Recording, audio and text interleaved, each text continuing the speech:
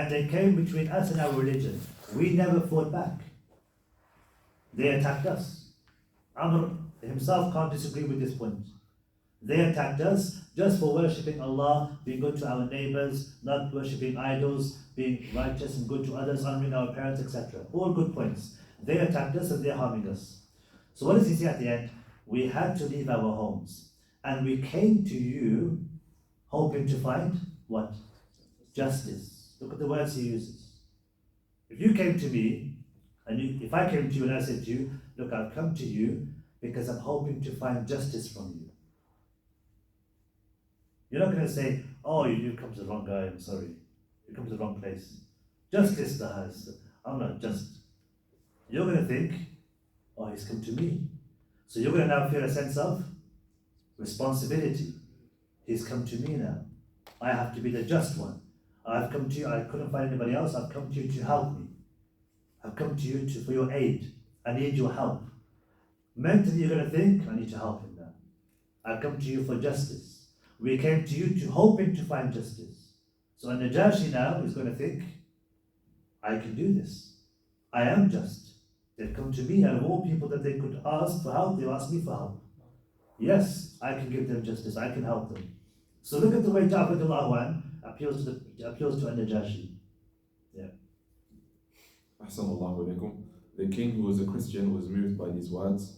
Amr had to think quickly of a way to win the argument. Some narrations mention, and Najashi, he said to the Muslims, you're free to go. I've heard enough. All these things you've mentioned, you can go. It's said that Amr ibn al-As afterwards, in private, said to Najashi these words.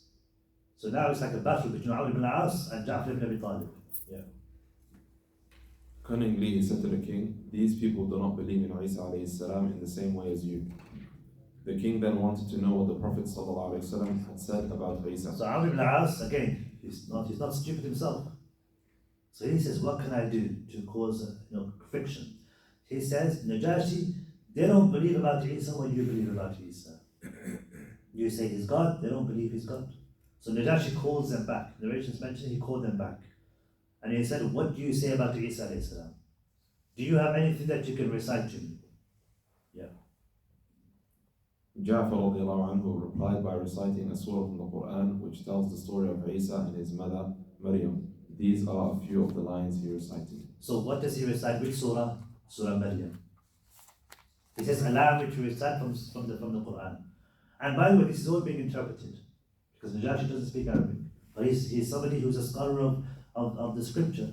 So he understands. So the Prophet Ja'far ibn Abi Talib recites some of the ayat from Surah Maryam. And of course, the famous incident in Surah Maryam where Allah subhanahu wa ta'ala speaks about how Maryam alayhi salam withdrew from her people. She took seclusion. An angel came to her. Jibreel alayhi salam came to her and gave her the good news of a boy, and this boy would become a messenger. And so then she gave birth to Isa alayhi salam, and Allah gave her fresh وَهُزِّ إِلَيْكَ بِجِذْعِ النَّخْلَةِ تُسَاقِطْ عَلَيْكَ رُطَبًا جَنِيًّا. Fresh dates will come down from the tree to give you strength while you're giving birth. And then she gave birth and she brought the baby back to her people, and they said, لَقَدْ جِئْتِ شَيْءًا فَرِيًّا. You brought a huge thing, this is a catastrophic thing, you have a baby with you, you're not even married. And she pointed to the child. They said, how can we speak to the child? Why are you telling us to speak to the child? And that's when Isa alayhi salam spoke. Inni abdullah, a'tani al-kitab wa ja'alani nabiyya. I am the slave of Allah. And He has made me a prophet, He has given me a scripture, and He has made me a prophet. And He has blessed me wherever I go. It's a beautiful words. You guys know the story of the surah, Surah Maryam. It's a beautiful surah. Very eloquent. So the king is hearing this recitation by Ja'far ibn Abi Talib. And of course, the Quran is beautified. It's being interpreted as he's reciting. And so he recites those verses about Maryam alayhi salam. And then, what does the king say when he hears this? When the king heard this? He said, I am only the messenger of your Lord to give you news of a pure boy. After that, next paragraph, when the king heard this. When the king heard this, his eyes filled with tears. He was so powerful, the surah was so powerful that he was crying. And it said, some narrations mention, even his advisors who were there were crying. as a result of the power of and the eloquence of the Quran, speaking about Maryam alayhi salam and Isa alayhi salam. Notice, by the way, how Ja'far radiallahu anhu, when he was asked about Isa alayhi salam by Al-Najashi, I've been told that you say other things about Isa alayhi salam, not what we believe. Ja'far radiallahu anhu didn't say, yes, that's true. You say he's God, we don't believe he's God. He didn't say this. Is that correct? Would that have been correct? Would have been correct. Nothing wrong with that. That's from the beliefs of a Muslim. Why didn't he say this? Because the aim and the goal is to appeal to Al-Najashi. If he had said, yes, you say he's God, that's shirk. We don't believe this. It wouldn't have helped the da'wah. What does it show us about da'wah?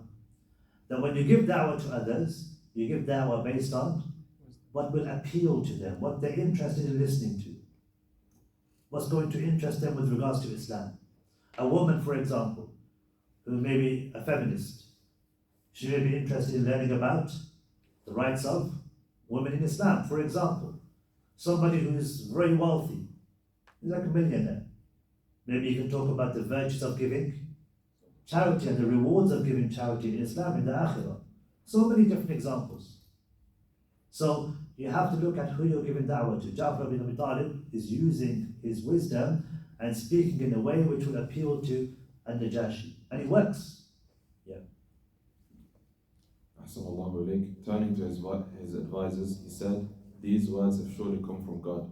There is very little to separate the Muslims from the Christians. What both Isa and Muhammad sallallahu alaihi wasallam, the messengers of Allah, have brought comes from the same source. It comes from the same source. And Najashi says, whatever has been given to Muhammad sallallahu alaihi wasallam is from the same source as was given to Isa alayhi salam. This is from the same Lord.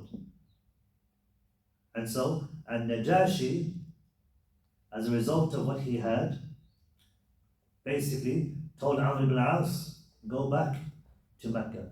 I have no interest in listening to you anymore. These people are going to be safe here. They'll stay here. So the Muslims were given the king's permission to live peacefully in his country. Amr was given back the gift he had presented to the king, and the two Meccans returned home bitterly disappointed. So they lost this battle of the wits. They lost this debate that they were trying to have. You know, the king was there between them two. Amr ibn al-As was trying to put his point across with his eloquence. Ja'far ibn Abi Talib was responding, and they won this battle of words. And Najashi said to Amr ibn al-As, take your gifts and go back to Mecca. Meaning what? I don't need your gifts. I know what you're trying to do. I don't need your gifts. It's not going to work. Take your gifts and go back to Mecca. They're going to stay here safely. Even more than this, Ja'far ibn Abi Talib's da'wah to Al-Najashi was so good, so effective, so powerful, that Al-Najashi became a Muslim. He actually accepted Islam. So again, this point of wisdom when giving da'wah. And look at the consequences of the da'wah of Ja'far ibn Abi Talib.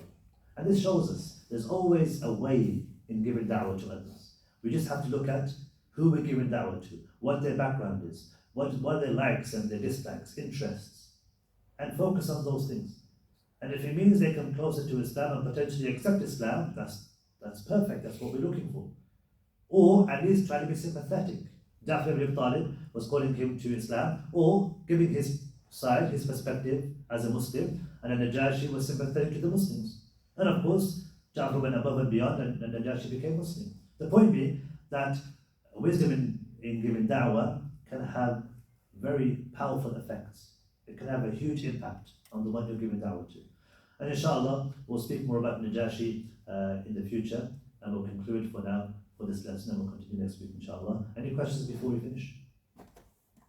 You know, the king, was he public while he was Muslim? He wasn't a public Muslim, because he knew if he became public with his Islam, there would be a rebellion, they would overthrow him, because it was a Christian country. We'll speak more about that later, inshallah. Amr ibn al-As, when did he become Muslim? He became Muslim just before the conquest of Mecca. So, conquest of Mecca was in the 8th year or 9th year of the Hijrah.